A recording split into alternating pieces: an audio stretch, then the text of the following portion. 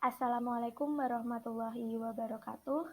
Perkenalkan, nama saya Esti Nur Indasari dengan NIM 221135299 PPG Prajabatan Gelombang 2 kelas B. Dalam video ini saya akan menjelaskan tentang panduan observasi yang telah saya buat mengenai profiling dan karakteristik peserta didik. Sasaran atau target observasi saya ini di kelas 4 SD Negeri Bakti Karya. Berikut video penjelasan dari saya. Baik, yang pertama saya akan menjelaskan tentang informasi umum. Pada bagian informasi umum ini, kurang lebih saya akan mengobservasi 9 aspek. Yang pertama ada nama siswa tentu saja, kemudian ada tempat tanggal lahir, selanjutnya ada etnik atau kultural. Etnik kultural ini biasanya saya kaitkan dengan perbedaan ras, suku, budaya, maupun agama pada setiap peserta didik.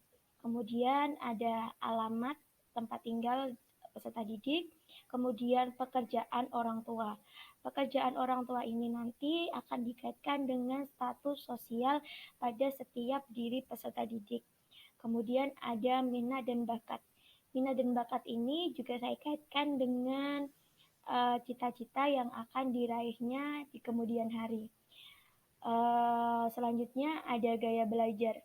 Gaya belajar di sini nanti saya peroleh dengan cara wawancara dengan guru kelasnya maupun dengan wawancara dengan peserta didiknya. Gaya belajar di sini saya tanyakan yaitu mengenai gaya belajar seperti apa yang digemari peserta didik atau gaya belajar seperti apa yang mungkin dapat membantu memahami sebuah materi pada peserta didik. Kemudian ada kesulitan belajar siswa. Kesulitan belajar siswa ini juga saya nanti akan saya dapatkan dengan cara wawancara dengan guru kelas maupun dengan wawancara peserta didik.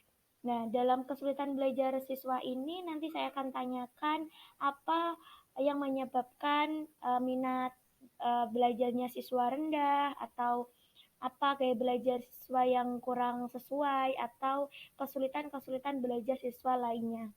Kemudian yang terakhir ada bimbingan yang perlu dilakukan.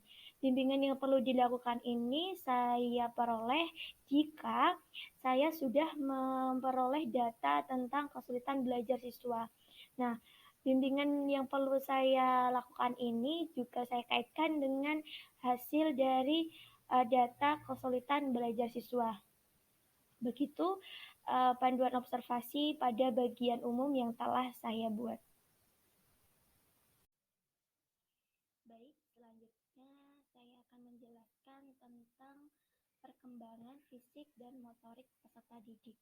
Pada aspek ini, nanti saya akan mengobservasi langsung mengenai data tentang usia peserta didik, kemudian tinggi badan, berat badan.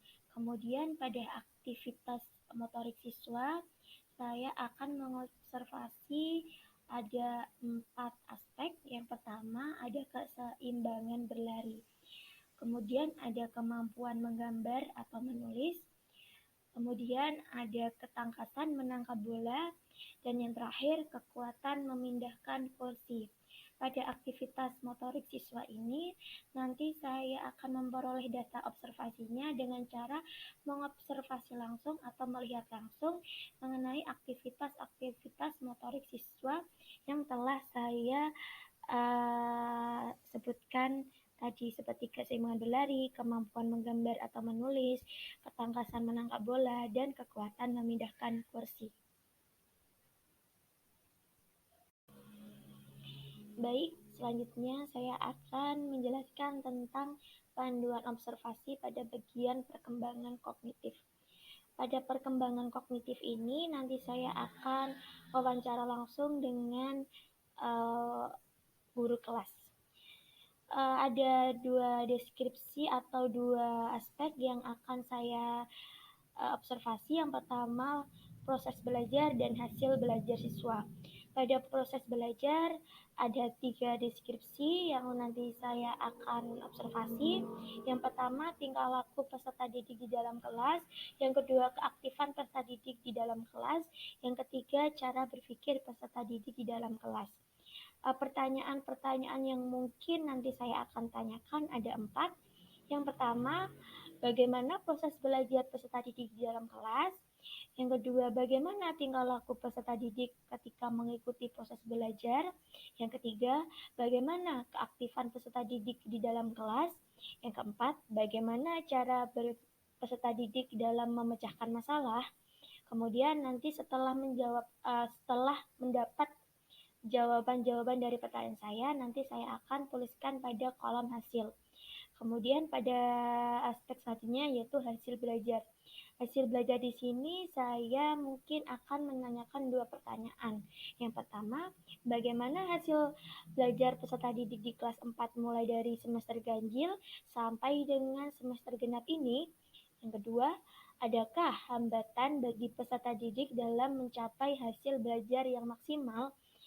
Nah, kemudian setelah mendapatkan jawaban-jawaban dari pertanyaan saya, nanti saya akan menuliskan hasil pada kolom hasil di sebelah kanan.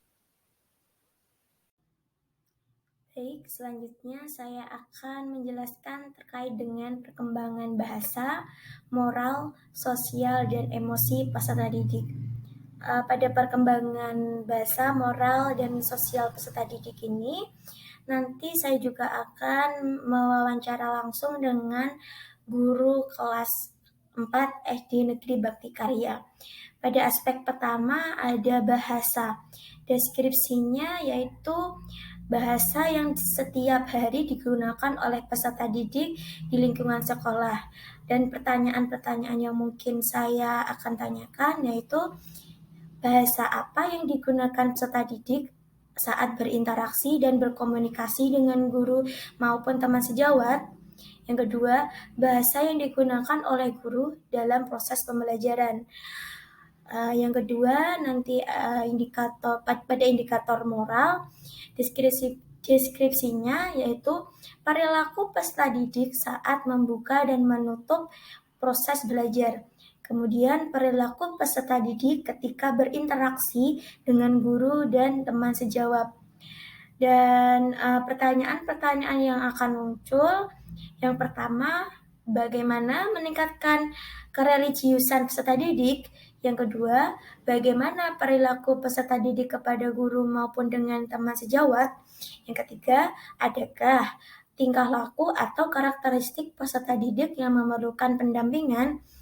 Kemudian pada indikator terakhir ada emosi dan sosial.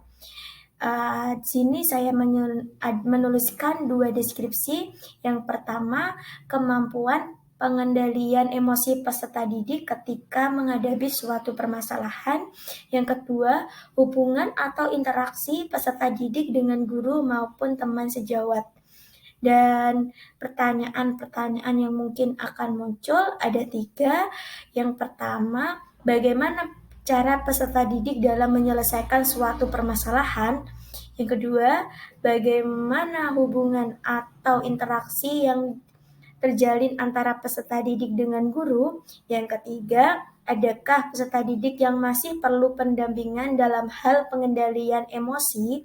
Nah, itu nanti setelah mendapatkan jawaban-jawaban dari pertanyaan saya, nanti saya akan langsung menuliskan pada kolom hasil pada setiap indikator. Misalnya indikator bahasa, moral, emosi, dan sosial.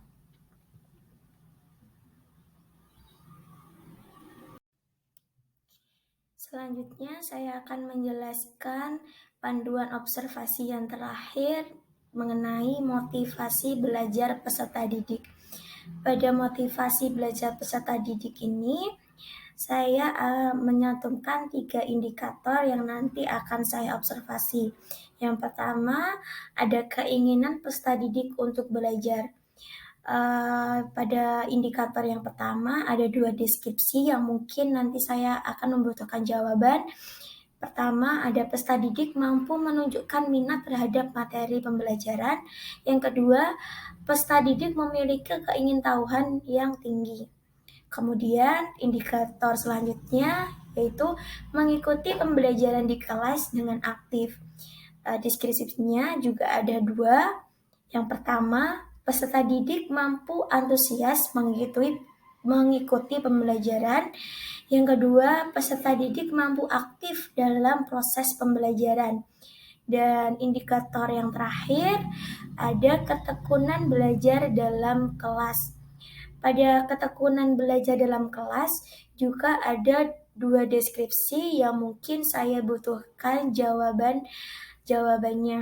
Yang pertama, peserta didik bersemangat mengerjakan tugas kelompok maupun individu. Yang kedua, peserta didik tidak mudah putus asa dalam melakukan sesuatu.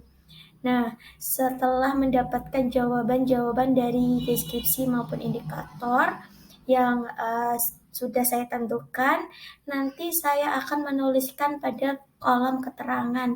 Keterangannya misalnya pada deskripsi peserta didik mampu menunjukkan minat terhadap materi pembelajaran, jawabannya tidak, maka keterangannya di sini saya akan tuliskan apa yang menyebabkan peserta didik kurang minat terhadap materi pembelajaran dan sebagainya.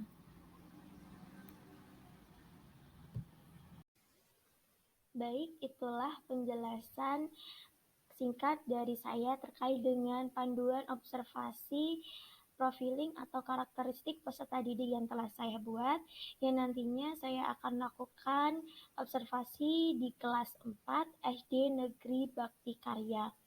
Dan saya akan menghargai dan berterima kasih jika teman-teman sekalian mampu memberikan saran atau masukan terkait dengan panduan observasi yang telah saya buat. Dan saya rasa cukup sekian penjelasan dari saya. Bila ada salah kata mohon dimaafkan. Wassalamualaikum warahmatullahi wabarakatuh.